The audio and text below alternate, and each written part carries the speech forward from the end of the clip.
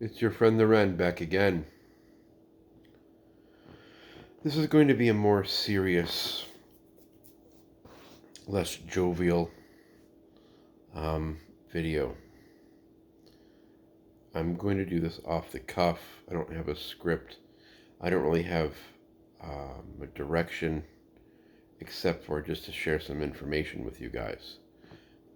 If you've been following this channel for a while, and those of you that are subscribed from the early days, maybe 8 years ago, maybe pushing 8 years ago, you've seen the content change. You're probably wondering what's happened, where I've been, what's been going on, what I've gone through, and why I am the way I am now versus how I was before. If you've been with my channel since the beginning or the early days, you'll know that I was married at one point. We were together for 17 years. We have 4 children together. Obviously, I'm not married now. But after the divorce, things got very ugly. I don't want to get into way too much detail, but I can give you the highlights. And I call them highlights because I wouldn't be here today myself or on this side of things, living my best life, if it wasn't for the things that I have been through. You other creators have talked about, struggle, turmoil, and challenges and things that they've gone through, experiences they've had. If you watched RJ's videos, you know his backstory and what happened. Pete Sapper's talked about in some passing videos about his past struggles with PTSD. I myself used to struggle with that, and often suicidal thoughts. I've had suicidal thoughts since I was in my teenage years. I haven't had any for a very long time. I can't really put a number on it. But after the divorce, I was homeless. Homeless. No job, no money, no food, no shelter, no fresh water, just a backpack. Homeless. And that taught me a lot. See, I might come across a certain way in my videos because I'm more lighthearted. I don't hold on to the past. I can observe it without feeling, and I am free from it.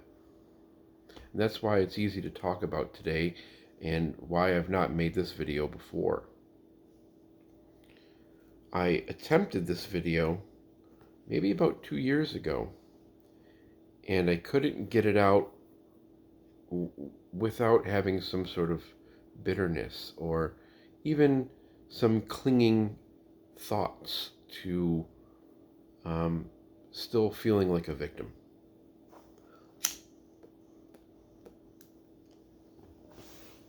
So, the ex-wife had an ongoing affair. I kept forgiving her. 17 years, 4 children, you would want to forgive your partner. So I kept doing that, and she kept doing what she was doing, and things just would not work out. Things got really bad towards the end. Being homeless taught me a lot. After being homeless, I lived in a barn. Yes, a barn with goats and chickens.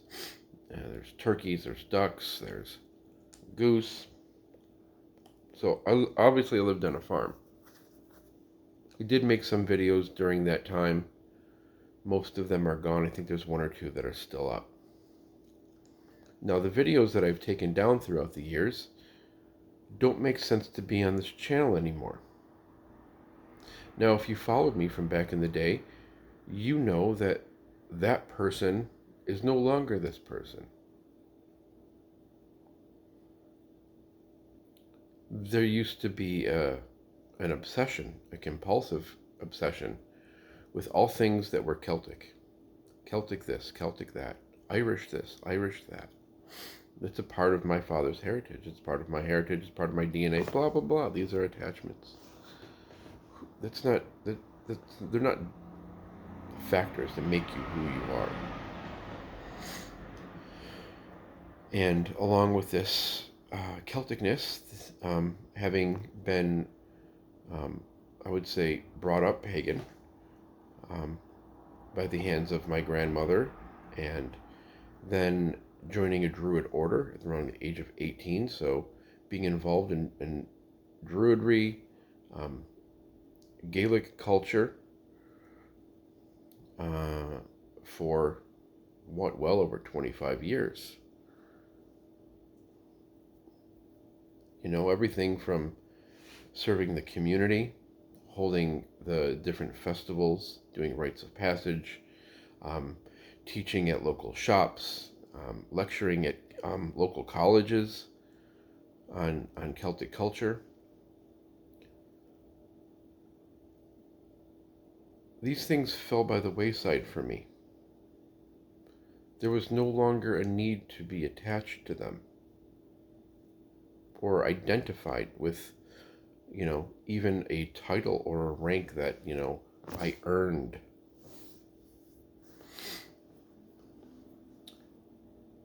Letting them go, letting all those things go. I did the therapy thing, which, was of no use. But after the barn, I got on my feet. Now, I say I lived in a barn.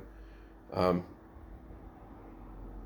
I don't want you to have the wrong impression. There was an upstairs, and it was, kind of walled off. There was some drywall, some mild insulation. There was electricity.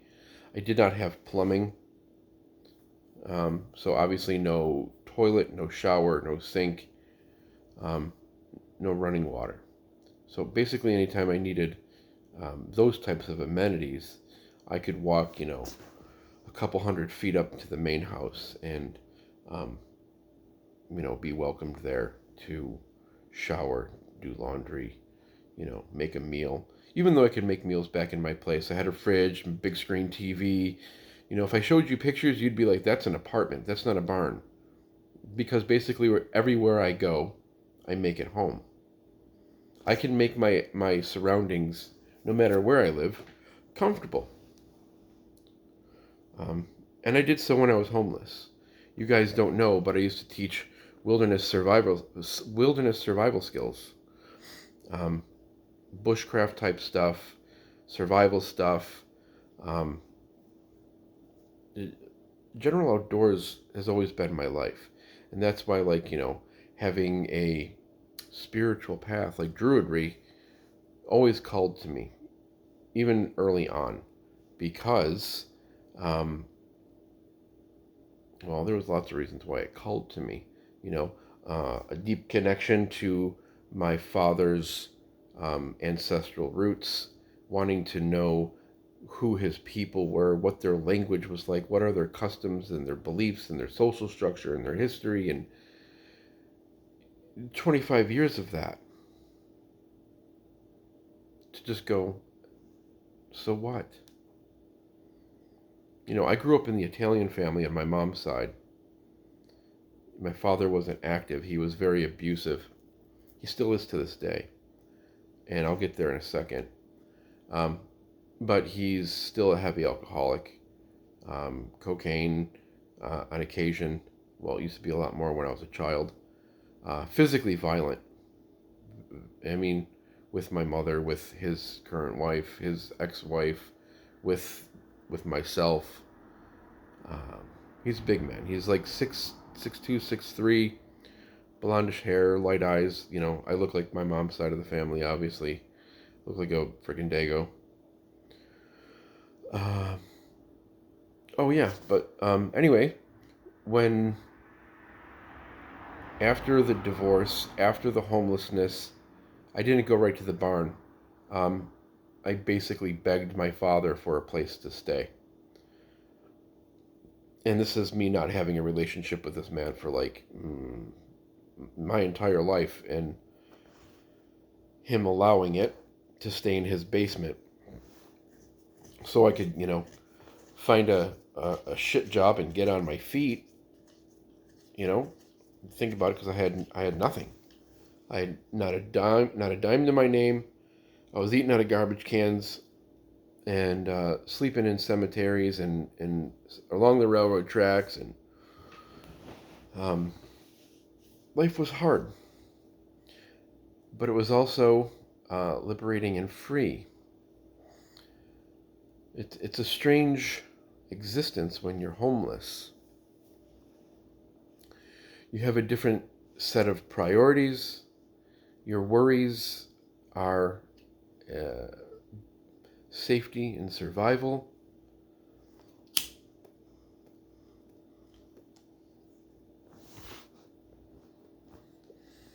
So I begged for a place to stay with my father, and that did not turn out well. Um, I remember on my 39th birthday, he was piss drunk, beat the hell out of me, bruised my ribs, um, and I had the flu. I had a fever of about 102, and it was on my 39th birthday, March 21st. Western New York is in March is cold, snowing, and miserable. So I couldn't go back to the basement at that point. I basically left the house with what I had on me. And I remember shivering and crying and just full of anger and resentment and fear and worry. And I was, for a long time back then, stuck in this like fight or flight mode. And everything was blame and everything was resentment, and, you know, a lot of stuff aimed towards the ex-wife with like, how could she do this to me? And, you know, all those things that happen when someone breaks your heart, right? Especially if it's, your wife after 17 years.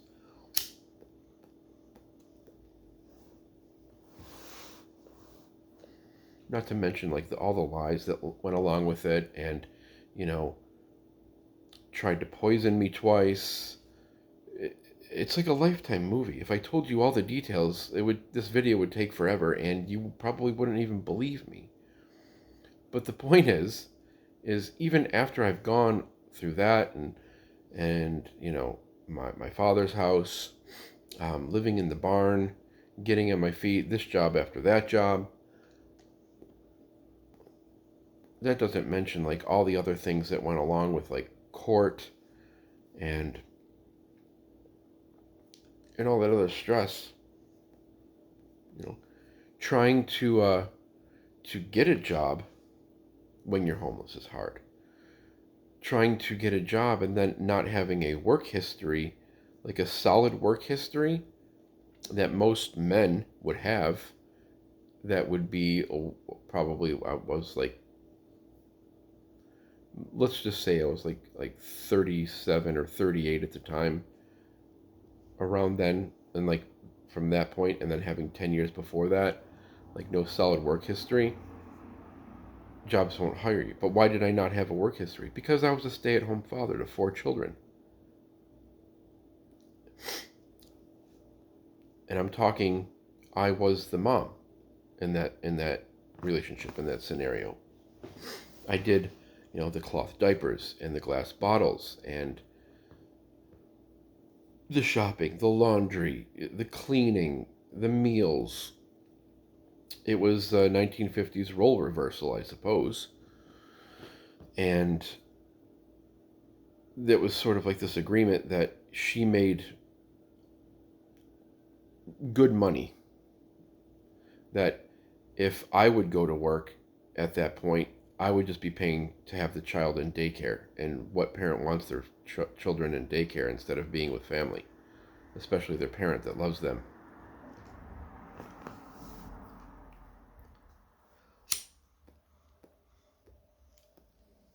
So yeah, there was serious bouts of depression, serious anxiety, nightmares, suicidal stuff. It was just this never-ending loop of horror and hell and pain. And it was like the only way out of that was just to end it.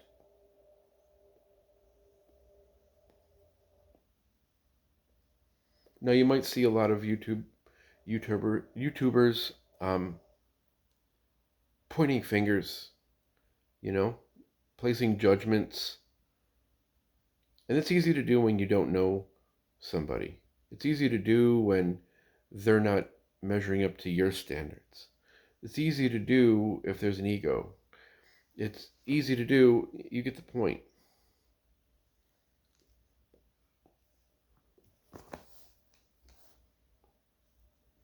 So what changed?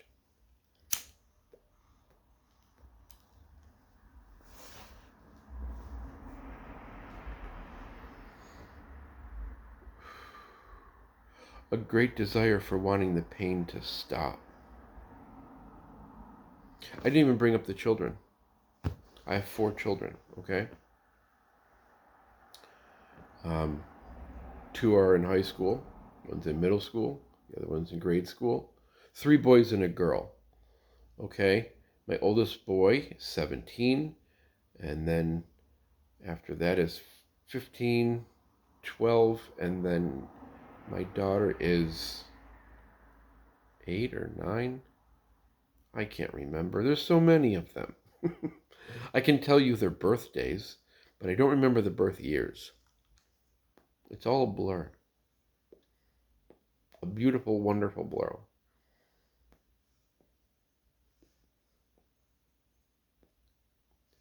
But they've been through hell.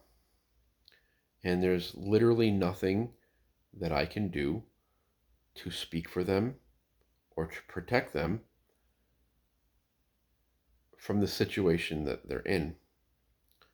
I see them often enough, and I have for the last 7 years on my scheduled visits. And when they speak to me, and they often do, without being questioned or probed, they just talk, they share, and when they do, they never have anything nice to say about home.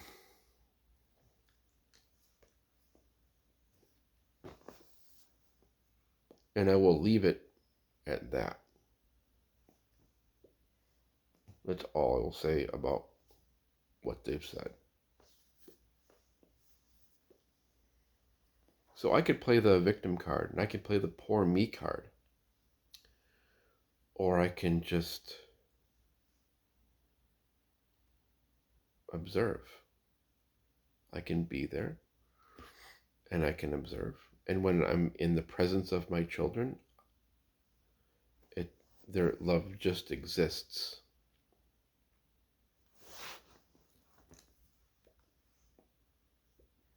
So, and it's because I was the one that raised them. The bond is there. And yes, that's an attachment. We talk about these things on this channel, and many other channels talk about attachments and um, identities. Like, oh, I'm a father. A lot of these coaches, mentors, guides, blah, blah, blah. A lot of these people are coming from their own past, and they can specialize in what they do based on what they've gone through. I don't know many of them that are parents, let alone to 4 children. I don't know anybody in the broader community, I don't like that word so much, that's a parent to 4 children and knows what that's like, or knows what it's like to be with somebody for 17 years and have that end.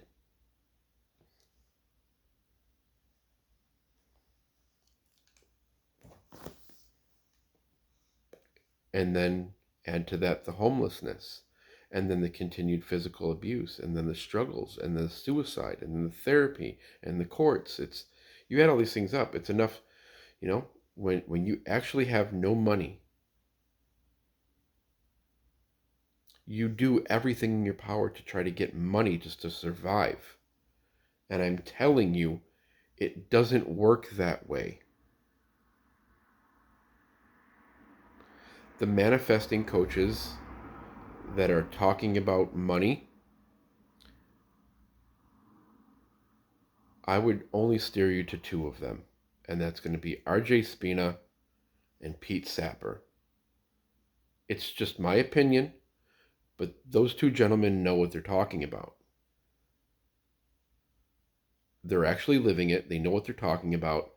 And if you're out there on the grind and you're just slaving away trying to think like I'm going to earn money, I got to make money, and you're struggling, there's a reason why you're struggling. And I would just direct you to their channels, to their books, to their classes, because I was wrong. For many years of struggling, I was wrong. Things in my recent history have worked out amazingly. I don't have a good word for this welling up emotion of just doing it and then becoming it, but not becoming it, because that's not even a great word either. Like I struggle with the articulation of trying to like convey the message I want based on my experience, but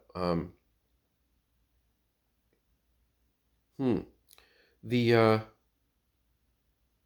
the benefits it's had to my situation in life, my awareness, where kind of where I am in life, has been life changing. Like I can't imagine not feeling like this, not being like this ever again for the rest of my life. And I've had some recent things that have come up that have kind of been disorder, unorganized, chaos. I wouldn't call them evil, but maybe dark. I've had some things come up recently in the last 2 months or so that's like, what the fuck is this about? And you know what? It's had zero effect on me. I sleep the same. I'm the same throughout my day. And it's because of the work that people like RJ and Pete are doing that have helped me. And that's why when I see something, I'm going to call it out and send you guys to where I think it might also help you. Sharing is caring. You know what I mean? I'm just a dude. I'm just your friend, the Wren. I mean, I can tell you how I do my stuff. I can tell you, hey, RJ's this and Pete that, and, you know, I did it and it worked, and let's go check it out. Maybe it'll work for you. I mean, it really should, because I think it's their stuff is universal. I think it works for everybody, especially if you're just applying it and not coming at it from a critical thinking, logical, rational, weighing judgment type of mind. If you're going to do that, I don't think you're ever going to benefit from anything, because you're not earning money. It's just, it's not how it works. When you get a $4,000 check, this pops up out of nowhere. You're like, wait a minute. Or, you get a phone call because you get a new client for something. It's like, wait a minute. I did that. But there was a time I didn't know how to do that. And then there was a time that I had a thought that I didn't know how to do that. Until I remembered that I've always known how to do that. We've always known how to do that. You know how to do that. They're just saying things and sharing things with you that you already know that you forgot. And they can put it in a way that's going to be like an arrow to your heart, your heart's spirit. It pierces the veil or your armor or whatever you want to call it. That their words hit true in such ways. There's no denying that the message is directly from the source, and you can feel that in the energy transmission that they're giving you. So, yeah, I went through these dark times. This, I've heard people call it what? Dark night of the soul or something like that? Something like that. I'm not sure if that's correct. But you go through hell. And it's different for everybody. Everybody's going to go through some dark times in their life. No one gets out of that, clean. Excuse me a second.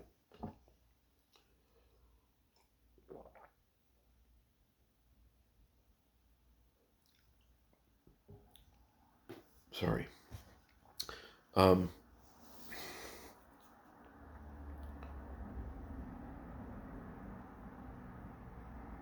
I was lucky enough to have the support um,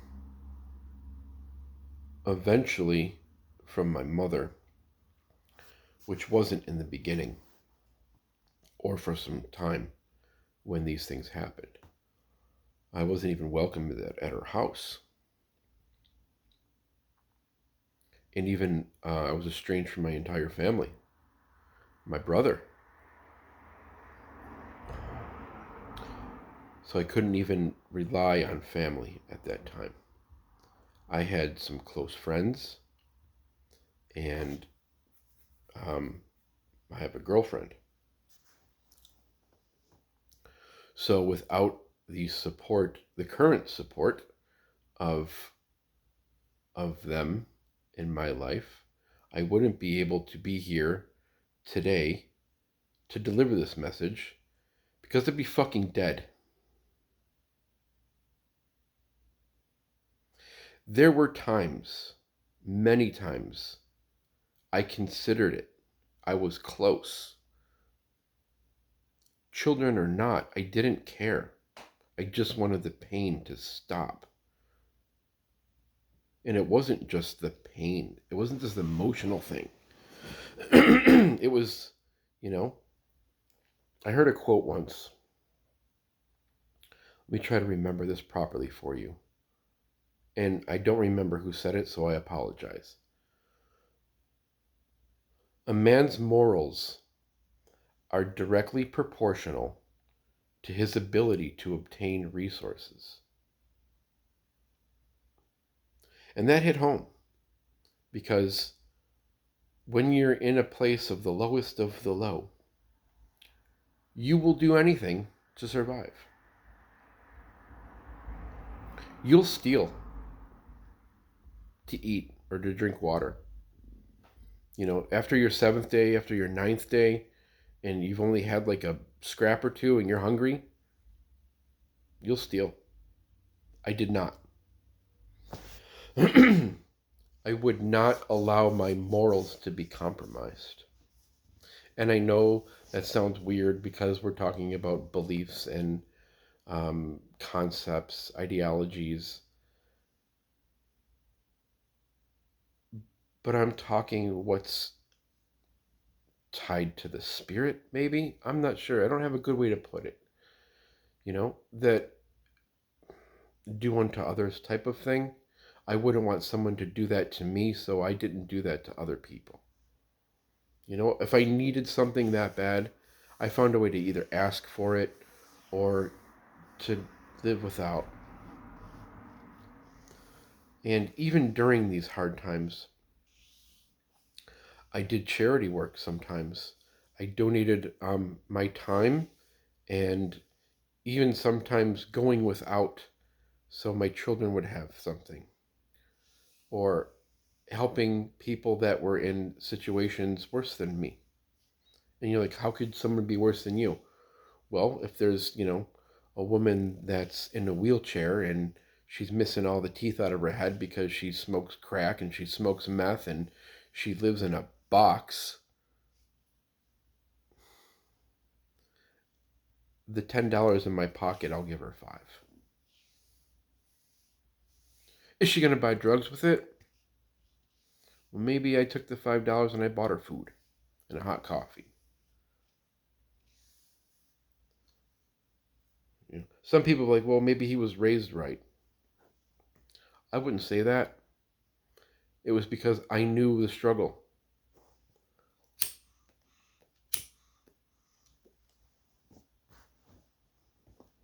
So this concept we talk about in the manifesting community or the spiritual community or the metaphysics community, whatever you want to talk about,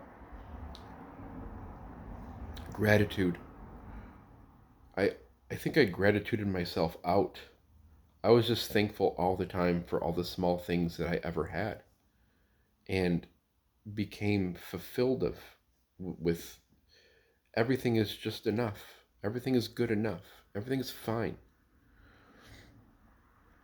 I remember a period of time where this mantra that I used to go through in my head, like, okay, I'm, no one's attacking me physically. No one's attacking me. I am safe. I am warm and I am dry. I have something to eat. I have fresh, clean water. Everything is fine. Like 100 years ago, people didn't even know what a hot shower was. You know how much things that you take for granted every day? You can flush a toilet. When I lived in the barn, I didn't have a toilet. There were times throughout all of these things, from the homelessness to my father's basement to living in the barn, and even today, where I don't see my children. I'm not going to get into why, but things come up and you don't see your children.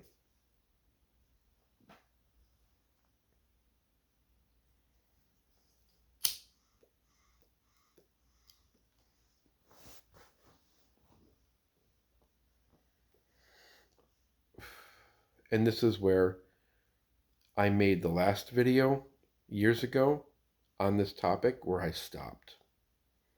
I couldn't get any further.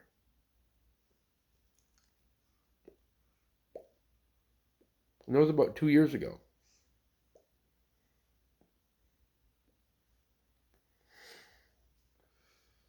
I can tell you what does help, and this might not be for everybody.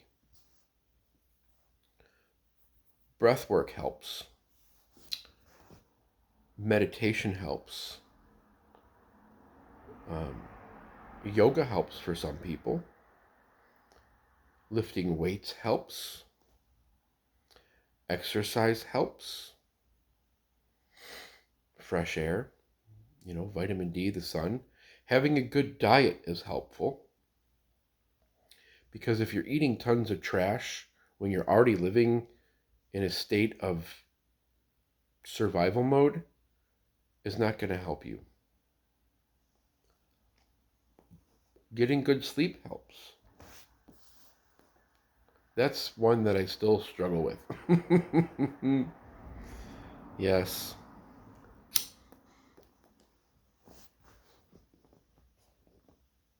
I don't have nightmares or anything.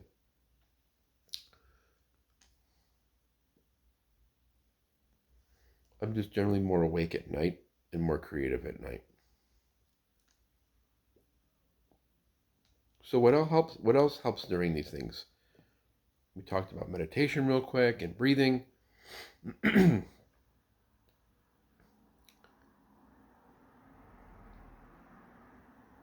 Hallucinogens help. Now you might be wary, like, oh, I don't know how I feel about that.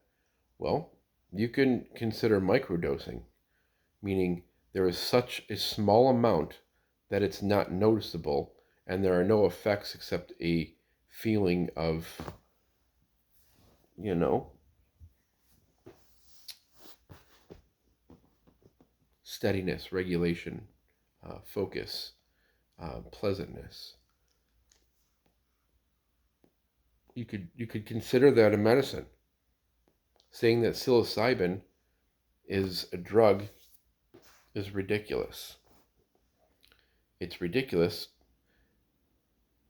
and anybody that's ever taken it would know that to call that medicine a drug is out of their minds.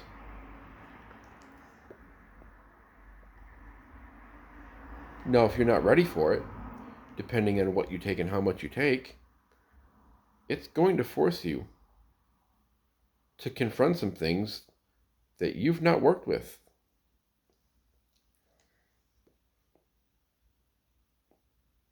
Same goes with DMT. Let me take that back. I don't want to say same.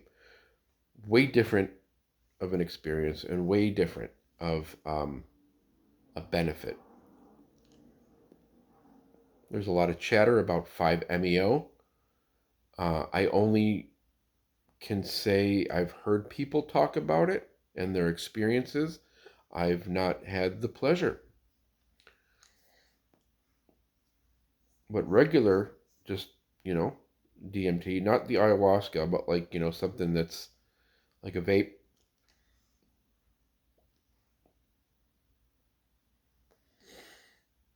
is life-changing in such a way that you have an experience that the only way you can say is ineffable. It's too holy for words. Those that know, and don't talk about it because you can't talk about it.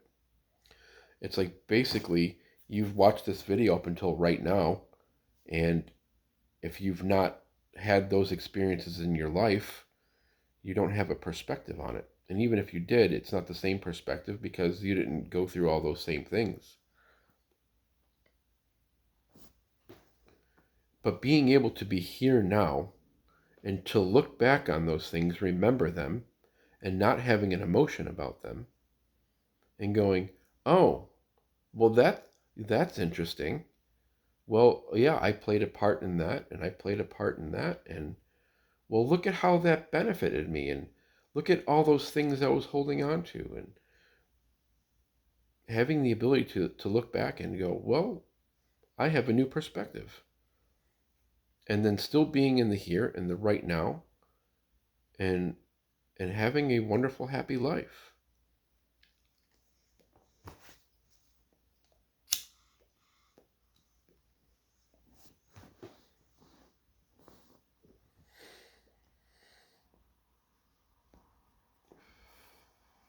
I mean, we all have things that we would like to change about our lives. I wish I had a little bit more time.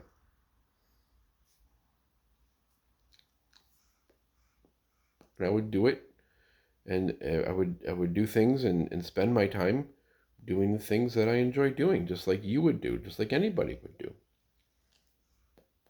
We'll just do more of them.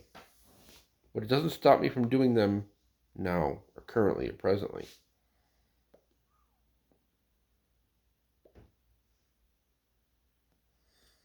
But I can honestly say, I've never been in a steadier, happier, balanced, harmonious, good place. I don't like good, bad, good, bad. I understand good, bad, good, bad. Like we don't do the duality thing. I get it. But I'm in a place now that I've never been, and I've been here for about close to 2 years. I'd say the last year and a half it's been really hitting home. And maybe even the last 6 months has like been like mind blowing. I don't have words for these things, you guys. I'm sorry about that. But that's kind of where I've been, what's happened, what's going on, why my videos are sometimes ridiculous or silly, or why I'm making content in the first place, because um, I'm hoping by sharing that anybody else that's gone through what I had to go through doesn't have to go through it. And I'm going to be, no, I don't want to say that in case that doesn't happen the way I want it to happen just yet. Let's not speak that into existence.